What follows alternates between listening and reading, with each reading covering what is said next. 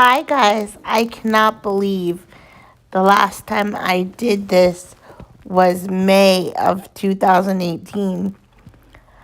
So much happened and I have so much to share with you, and I'm so glad to be back with you. Of course, with my two kitties, and welcome as always to my house. I guess I should start off by explaining what happened and why it's been so long since I recorded one of these. I was actually starting to have trouble getting a full breath or being able to breathe deeply. And that was causing anxiety. But it wasn't anxiety that was making it hard to breathe. It was the fact that it was hard for my body to breathe was causing me anxiety. And I had a really bad cough. And in fact, the last podcast that I did, it was really, really hard for me to do because it took so much breath and energy for me to even talk. So it started getting harder and harder, and I couldn't even do readings by phone because it took too much air, basically, to talk for too long. So that's why I didn't do the podcast. Fast forward to June of 2018. I'm sorry, July of 2018. July 7th, actually. It was a Saturday, and I woke up with a really, really bad pain in my abdomen that kind of radiated to my back on the left side. And I thought it was a kidney stone pain because it made me really nauseous, and it was a very searing, like stabbing pain. And I have a pretty high tolerance for pain, but it was pretty severe. So I pressed the emergency button that I have to call the ambulance because I couldn't even get out of bed that morning. It was hurting so bad. And I had to call the office of my apartment complex to open the front door because I couldn't even get out of my bed to get to the front door to let the paramedics in. So a lovely lady that worked in the office, she was actually kind of new. I called and told her I needed the ambulance to come, and she graciously came and opened the door. And when she got here, she saw that I had gotten sick. I had vomited, and she helped me change my shirt and wiped me off. And shortly enough, the paramedics showed up. So the paramedics got here and they asked, "What do you think's going on?" And I said, "I think I'm experiencing a kidney stone because I've had those before." So they're like, "Okay," and they were asking me like, "How severe is your pain?" I told them it was about at a level 8 out of 10, 10 being the worst, and that I was pretty sure it was kidney stone pain because that's the only time I had felt that severe kind of stabbing pain. Right, actually, it felt to me like it was right where the kidney would be also. So they're kind of taking their time, and I'm like, why aren't we moving? Like, they weren't lifting me off the bed or anything, and they're like, oh, we're waiting for the ambulance to get here. We are the fire department. And I was like, okay, and we waited a few more minutes, and I was very short of breath and one of the paramedics or the firemen said, "Oh, it's normal when you're in pain to be short of breath." And I was like, okay. And I was trying to, like, just tell myself mentally, like, it hasn't been that long. They'll be here soon. They'll be here soon. So they get here, the actual ambulance, and they put me on another stretcher, once they lifted me out of bed, put me on the stretcher, and they took my heart rate. My heart rate was really accelerated, but again, it was thought to be because of the pain. And then when they got me into the ambulance, they checked my oxygen level, and my oxygen was down to something crazy like 68% or something, or like 68, 70. And they're like, oh my goodness. So they gave me oxygen, again, thinking it was from pain or that I was kind of like hyperventilating because of the pain. And we get to the hospital, which is luckily like 7 or 8 minutes from my apartment, thank God. And so they take me back, into the ER rooms, but they put me in isolation because I have a really hoarse, coarse cough. And the doctor on call at that time comes in. It was like Saturday morning, and he's asking me questions, what's going on. And I tell him I think I'm experiencing a kidney stone.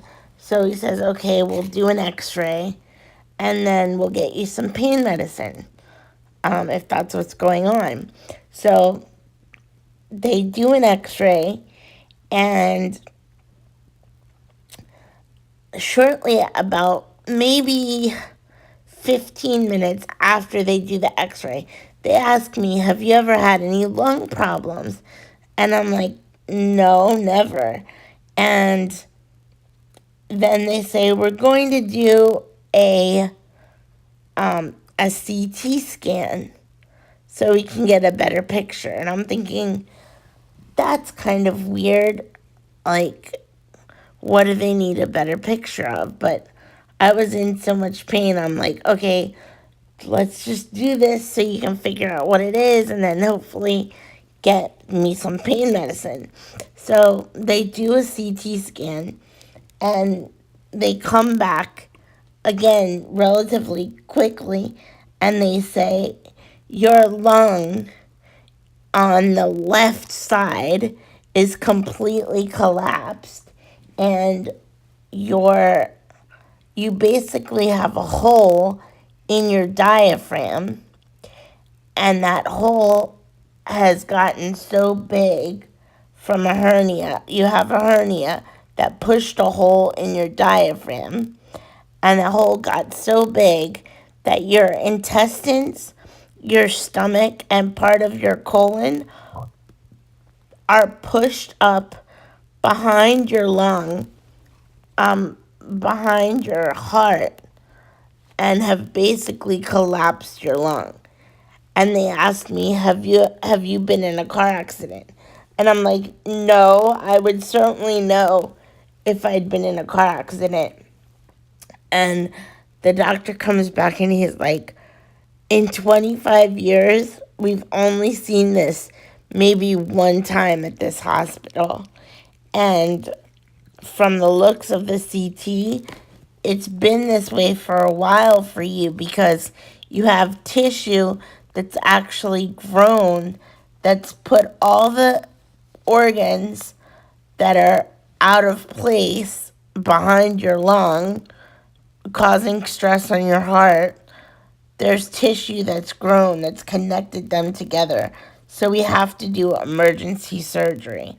Now, by this time, it's like maybe 11:30 a.m., maybe noon, something like that. And I say, well, I don't want to do an emergency surgery without anyone here. Let me call my friends. And so I call my closest friends, my two closest friends, and I say I need to have emergency surgery. My lung is collapsed and I have a hole in my diaphragm, and they're going to do surgery right away because it's causing stress on my heart. And so my friends are like, "Oh my God, we have to have time to get there. Can they wait?" I said, "I don't know." They're acting pretty frantic about it. So everything was really chaotic. And then a surgical resident, came in and said, "I will be there during the surgery, and we want to assure you that we're going to do the best we can, but it looks like it's going to be very complicated, and there's a 50% chance that you could die on the table because it's putting so much stress on your heart. And we probably will have to cut your chest open and then cut the tissue that's grown together and put everything back in place. And there's like an 80 to 90% chance that you'll have to be on a respirator for a while because it'll take time for your collapsed lung to start working again or working properly." Now, it wasn't until they mentioned the being on a respirator that I started to actually panic, because the thought of not being able to communicate and having a machine breathing for me just put me in panic mode. The idea of the surgery was scary, but it didn't scare me nearly as much as the thought of being on a respirator. One, because I'm a very sensitive person, sensitive to energy, sensitive to my environment. And I was so afraid that I would be sensing things or feeling things and I wouldn't be able to communicate to people. So that's when I started to cry when they told me that. And I said, "Can you please wait until my friends get here because I want somebody to be here before this surgery?" And they say, "Yes, yes, but we have to do this as soon as possible because it's putting a lot of stress on your heart. And of course, you're not getting enough air." So I'm like starting to panic, and I'm thinking to myself, well, if I panic, that's going to make it harder to breathe. That's going to make it harder on my heart. That's not a good idea. So I close my eyes and I say to my guide, Robin, that I've talked to you all about, "Please give me some peace. Help ease my fear. This is really scary." And I start taking deep breaths with the oxygen. And all of a sudden I hear in my head, "I'm with you. You're going to be okay. Just relax. People are going to get there. You're not going to be alone." Like, I hear that clear as day. And I know that, that it's my guide and she's telling me everything's going to be okay. And whenever I've heard something like that or felt something like that, it's always been the case. So that made me start to calm down a little bit. And about 20 minutes later, the same surgical resident comes into the little area where I am, still in isolation, which is good anyway because I have a compromised immune system because of being on oral chemo for so long and because of my cerebral palsy. So being in isolation in the ER is not a bad thing. But I was in there specifically because my cough was so bad and they didn't know where that was from until they discovered that this was going on. And I'd had the cough for quite a while, but I thought it was like irritants to what was being used to clean my house, or like the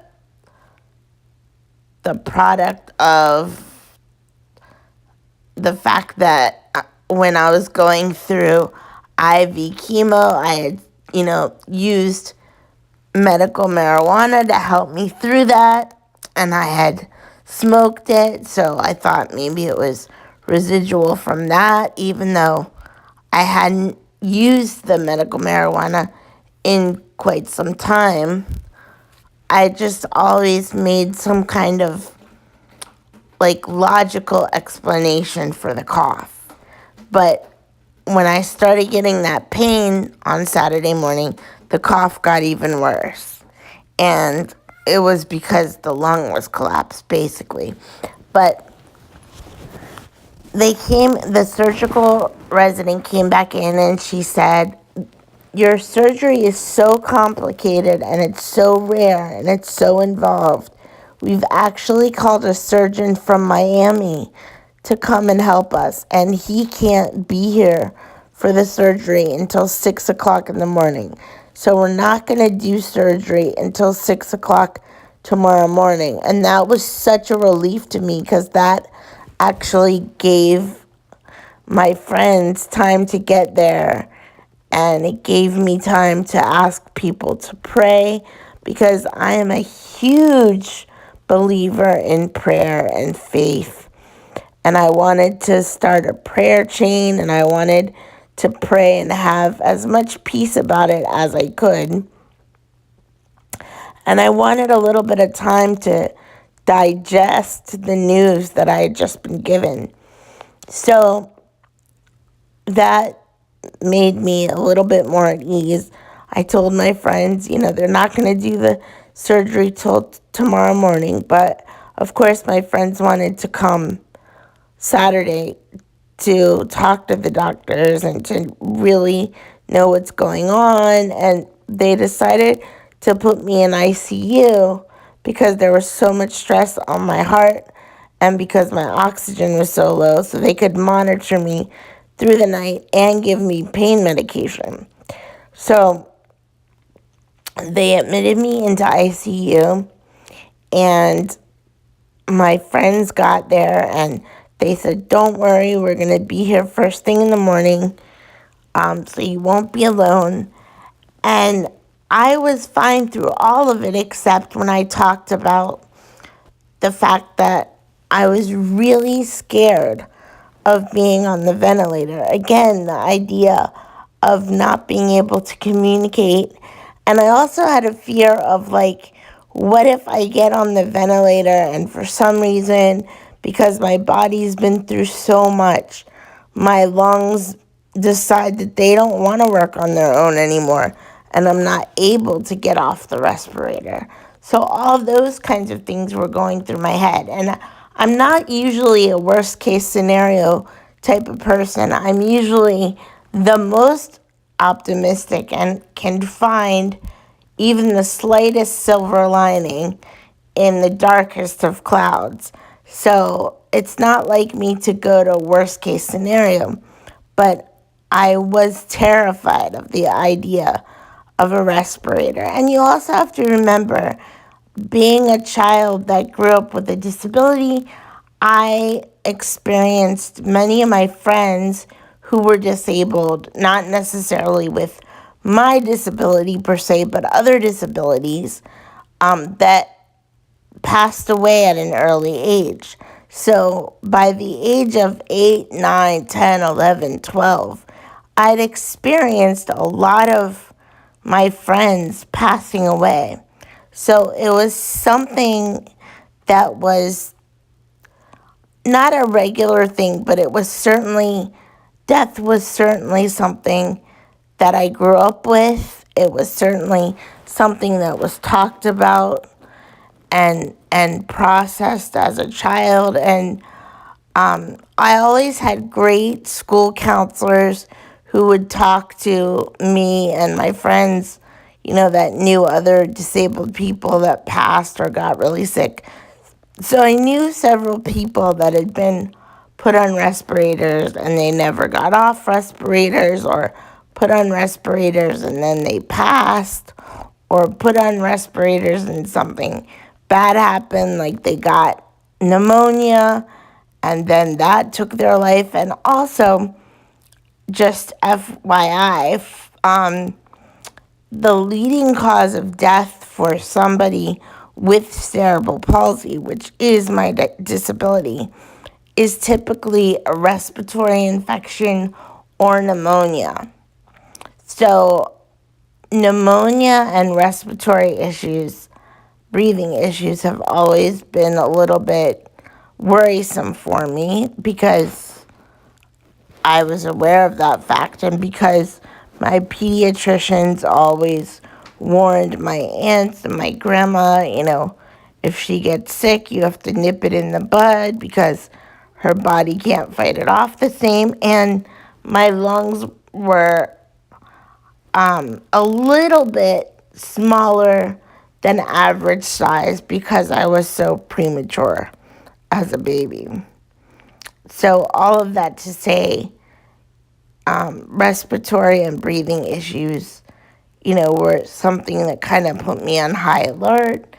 And so the idea of a respirator is really what triggered anxiety for me. So my friends get there and I tell them, there's a chance I'm going to be on a respirator. And I just start to cry. And I'm like, please, please, please, if I'm put on a respirator, don't leave me alone. Don't leave me alone, because I was so afraid, again, of not being able to communicate or feeling something and not being able to tell them. So I did not want to be alone. And they promised me, we will not leave you alone for a second if you're on a respirator. We will not.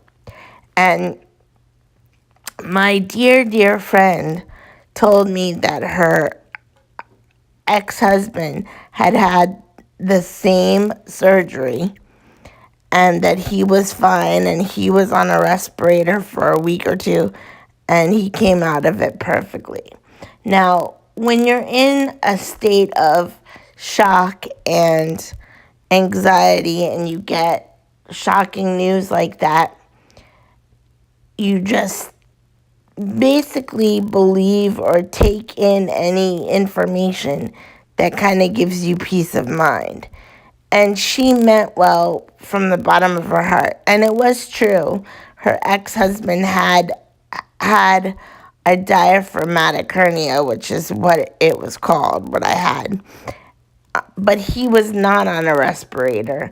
And he had not been in that state for as long as I had. So he didn't have all of his organs in the wrong place or his lung collapsed. His was caught much, much earlier. But she was trying to reduce my fear about the respirator. And typically, if someone tells me something that's not true, because I'm intuitive, like I can sense it right away. I can sense any changes in their like physical behavior, changes in like their eye movements, any little indication that something's off, or they're pulling my leg or telling a little white lie. I can usually pick it up. But I was in such a state of like needing hope and needing something to hold on to in terms of the experience of possibly being on a respirator that I didn't question it, and it did make me feel better. So I was trying to come to terms with everything, and I literally was okay. I didn't even cry from the pain, and the pain was, as I said, I would call it about an 8.5. It was a lot. But I would cry at the thought of waking up on a respirator. And my friends left after, talking to the doctors and reassuring me that they'd be there in the morning. But this gentleman with white hair comes in and he says, "Hi, my name is so and so, and I've been brought in as a psych consult." And I was like, "A psych consult? Why?" And he said, "Because the doctors seem to think that you're under a lot of stress." And I'm like, I was literally told that I'm going to have a surgery at 6 o'clock in the morning that there's a 50% chance I could die from. I think that qualifies for having some anxiety. And he's like, "Oh, yes, of course it does. I just wanted to come and check in with you." And I said, "I am a trained counselor with 2 master's degrees and, working through my doctorate. I'm very much aware of what a psych consult is, but I'm really confused as to why one was called in given the circumstances." And he says, "I did not know that your surgery was such a, extreme case, and you're justified in all your feelings. I'm not even sure why a consult was called." And I was like, "Me neither," but it was. So I asked the doctor about it, and they're like, "Well, it's just difficult news to get. We wanted to make sure you're okay." I said, "Considering it, I think I was handling it pretty well." And it wasn't even like sobbing or anything like that. I would just get teary when I would talk about the respirator, and I would just plead with my friends not to leave me anytime if I woke up on it, because I wanted to be able to communicate or have someone there with me if I wasn't able to communicate. But it just goes to show how people see other people in wheelchairs and assume that they can't handle something, or assume that they're not as intelligent. And I noticed after that psych consult, in my patient portal where you could look up information, it said knowledge deficit rank 2. Now, I have no idea what the rank 2 stands for, but knowledge deficit means lack of intelligence due to health care or taking care of yourself, or health resources. That's what it means in those contexts. And after I saw the doctor that came in for the psych consult, that was taken off. Like, it was on my patient portal, but then it said resolved. Like, pretty much 48 hours later, it said resolved after consult. And I really think that it was called again because I'm disabled, and because I have no living family, and because the idea of being on a respirator really upset me. But when you have a physical limitation and you're not able to easily just get up and walk, or get up and move and get what you need, being able to communicate with your voice is vital, and it is what's needed for your survival. I've even had episodes of laryngitis when I get sick, and that makes me nervous because then I can't use my voice as well. So if I fall or if I really need something, I can't ask for help. That is terrifying when you don't have the ability to physically get up and get what you need easily. So that was the biggest piece of what made me so nervous. And it was infuriating that they would call that kind of consult without even asking me, like, why are you so afraid of the respirator, or just talking to me a little bit, they would have understood. But again, a lot of assumptions are made when you are physically disabled, even when they know your education level, even when they're familiar with your case and they know that you've handled things thus far along the way. New doctors come in, surgeons that's never worked with you before, and those kinds of things happen. I share this with you because it's a very good example of assumptions that people in the healthcare profession make, even with all their knowledge. They forget that every person with a certain disability is different. Some people have mental deficits with cerebral palsy. Some people don't. It all depends on how much oxygen is lost during the time that the disability happens and what area of the brain it affects. So if you're in the medical profession or in any profession really where you are of service or helping people, please remember not to judge a book by its cover and not to make assumptions, because everyone is truly different.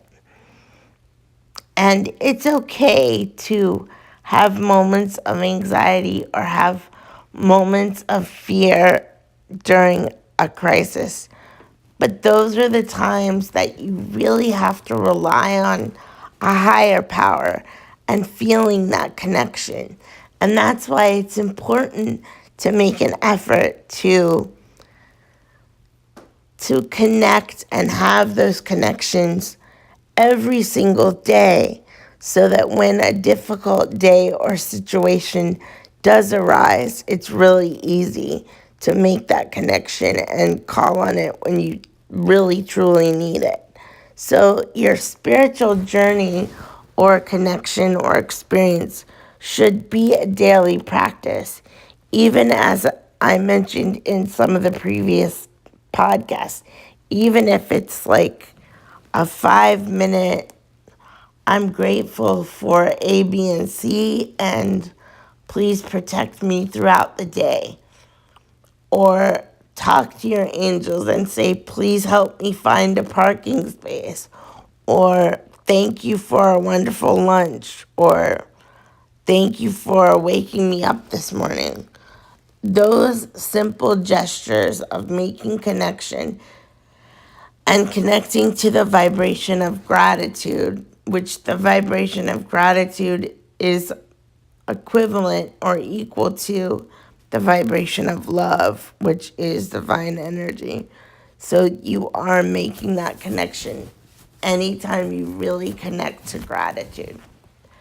I always say it's impossible to be grateful and really feel that gratitude and really be immersed in it, and to be fearful at the same time, because fear is such a lower vibration than gratitude.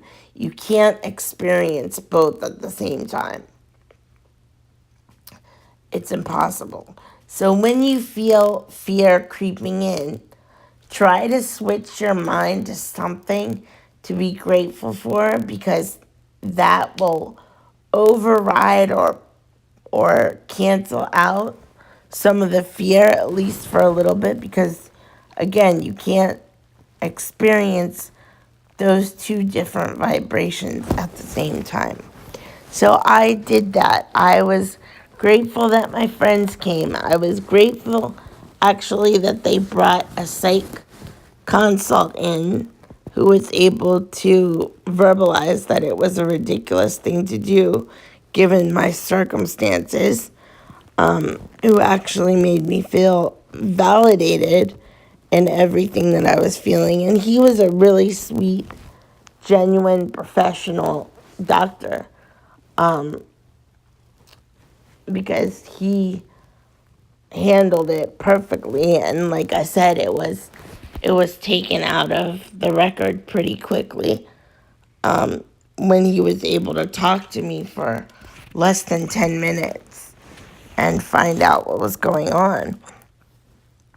So I listened to music in the evening because music always brings me back to a place of being centered and being connected. And I listen to music to just kind of calm myself, bring me back to my center. And many of you have heard me talk about Talia Joy Castellano, a little girl who was an amazing YouTuber who did makeup tutorials. I was lucky enough to become friends with her when she taught me how to do makeup for a really important event that I had.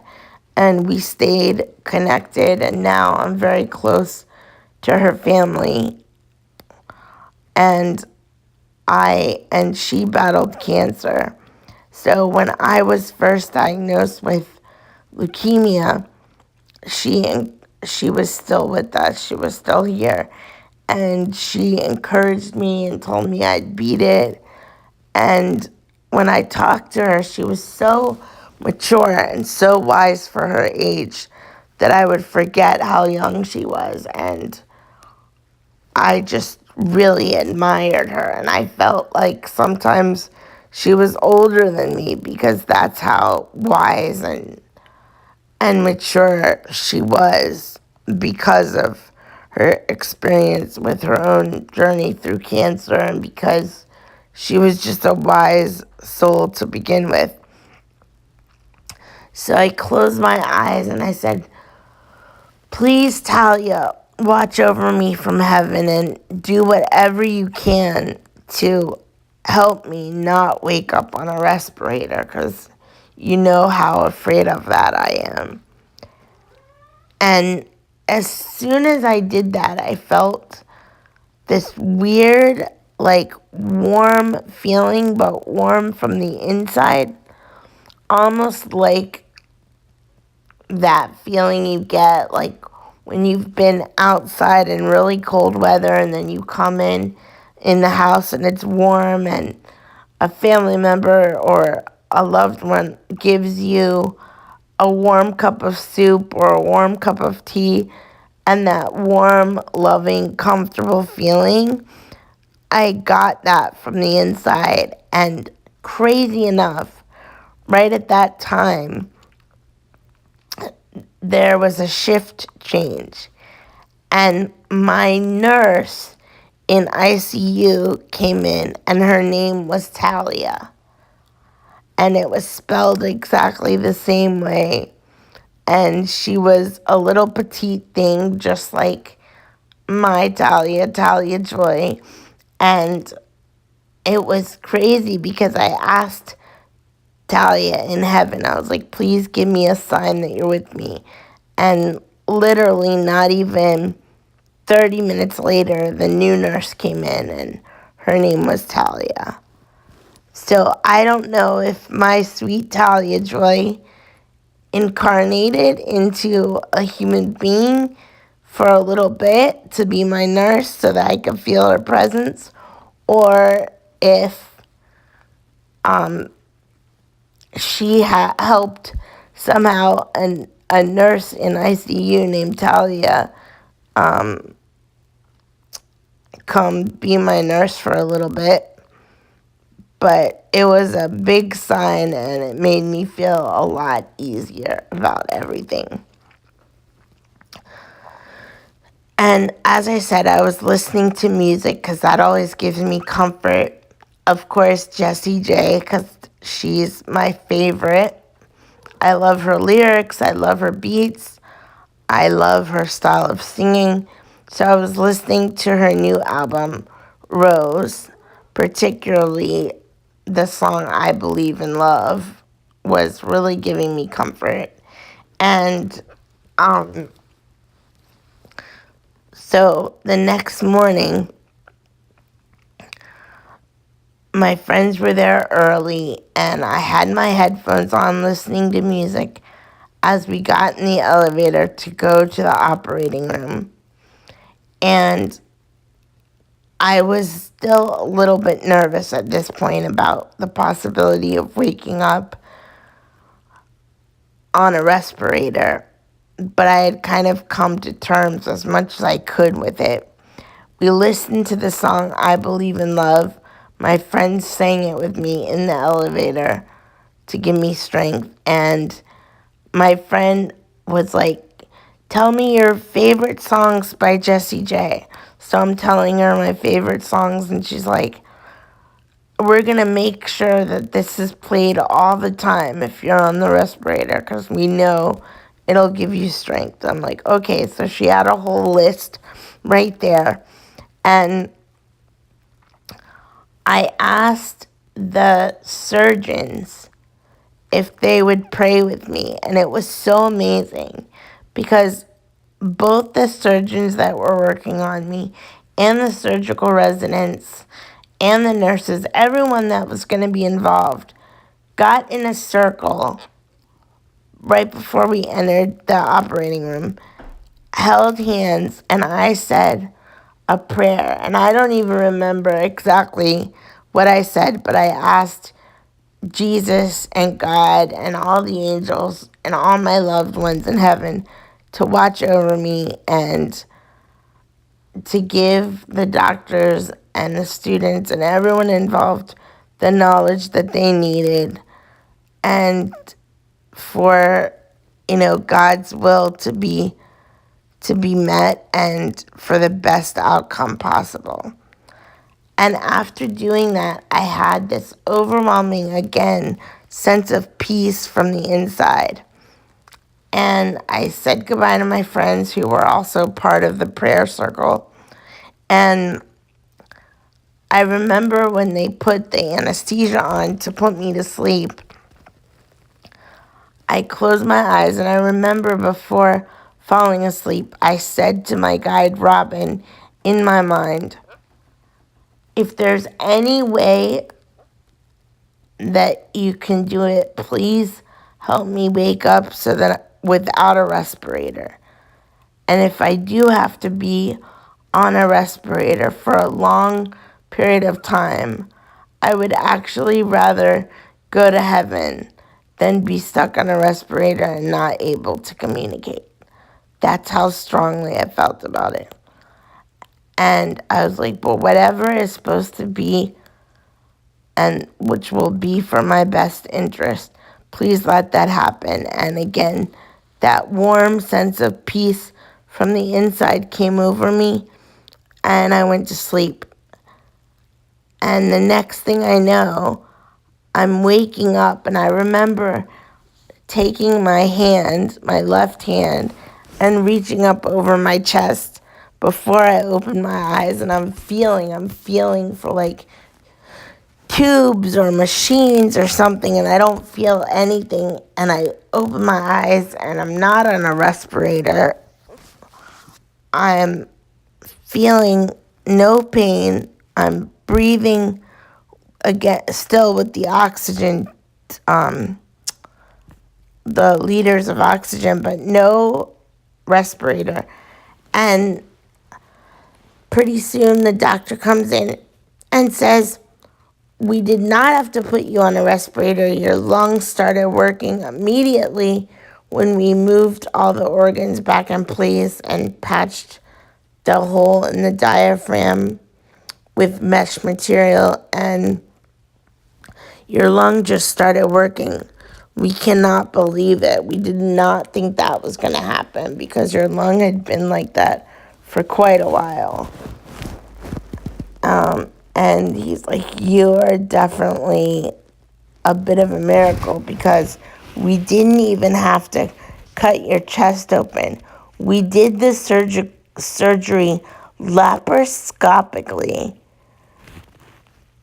with 5 small incisions. So your recovery will be much shorter time, and your lung started working right away when we got everything back in place. And the doctor was like, your lung is working at about 87%, but it's working well enough that you certainly don't need to be on a respirator. And the more you work on breathing exercises and using the speedometer, that thing that you blow into and make the little like blue thing rise to expand your lungs, the quicker and the better your lungs will heal. Your lung will heal. But we're going to keep you in ICU tonight just to keep an eye on you to monitor your heart. But the surgery went much better than we ever could have anticipated. And again, you have 5 little incisions. We did it robotically, with a robot, basically, laparoscopically. So that was my experience of a miracle. And I think a lot of it happened, well, because God is good, but also because there was a number of prayer chains. So many people praying for me, strangers praying for me, people at my friends' churches praying for me, friends of friends' churches praying, fire departments, because one of my very good friends is in the fire department in Miami, so she asked all her connections to pray for me. Clients prayed for me. Former teachers were praying for me. Former elementary school classmates, high school classmates were praying for me. It was such an overwhelming feeling. I could feel that. I actually felt the energy of all the support as I was doing the prayer in the circle right before the surgery. And the fact that we had the time to do the prayer, the fact that everyone was compliant and stood in the circle, the fact that I had the wherewithal to say the prayer, all of it was methodically synchronized. That's why I know the afterlife and heaven is just as organized, just as synchronized, and just as active as this life that we have on earth. It's not the same, and I don't think there's the same variety of emotions, but it's definitely organized and operates in a very systematic but beautiful way. And I wanted to share this story with you because it is a perfect example of letting go and letting God, really relying on your faith, and also relying on other things that keep you going, like music, and knowing that vulnerability and emotions are a strength. It doesn't mean you're weak if you feel scared. It doesn't mean you're weak if you feel anxious. Vulnerability is a strength. Being in touch with your emotions is a strength. It is what you choose to do to work with those emotions or work through those emotions and understand those emotions that brings resilience, that regenerates hope, that regenerates happiness. So you have to do things to shift yourself as much as you can from a vibration of fear to a vibration of gratitude, to a vibration of happiness. And that's why they say happiness comes from within, because only you have the power, with God's grace, of course, because God gave you this power, to shift that vibration, to bring yourself happiness, to bring yourself peace, to bring yourself resolution. And as I said, one of the quickest ways to do that is to make sure that you connect with that divine energy every day. So on the days that you truly, truly, truly need it to get through, you can do it in a heartbeat, in a second. And the best and quickest way to overcome fear or anxiety or depression is to put yourself in a state of gratitude. Just think about being grateful for the breath that you have, being grateful for a computer, being grateful for Wi-Fi, being grateful for your pets, being grateful for water, being grateful for your home, whatever you can think of to put you in a state of gratitude. That vibration will combat anything that's of negative nature. So I hope this story regenerates your faith. I hope it helps you continue to believe in miracles. I hope it helps you if you're going through a rough time right now to kind of have tools in your tool belt to rely on to get you through. And I have many more stories to share, many more spiritual lessons to impart and go through with you. So I'm so glad to be back on this journey, and thank you so much for sticking with me. And I'm so grateful to have the breath to be able to do this podcast. I love you guys, and until next time, love, light, and blessings. Bye.